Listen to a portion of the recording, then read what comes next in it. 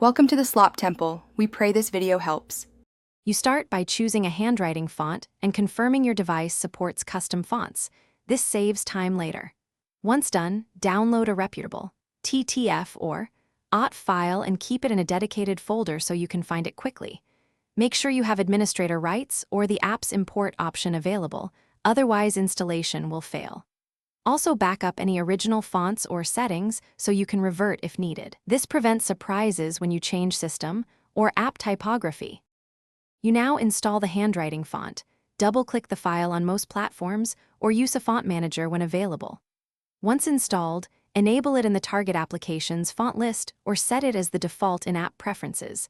This ensures the handwriting style appears where you need it.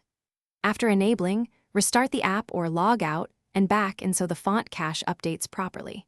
If you change multiple apps, make sure each app's font selector has refreshed before continuing. You finish by adjusting size, line spacing, and smoothing to make the handwriting readable while preserving style. If the font doesn't appear, clear the system or app font cache and reinstall the TTF or OT file. Often a cache refresh fixes missing entries.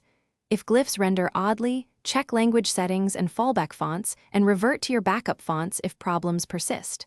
Finally, test exported documents to confirm the handwriting font. Embed. Thanks for watching. Consider subscribing if we helped you.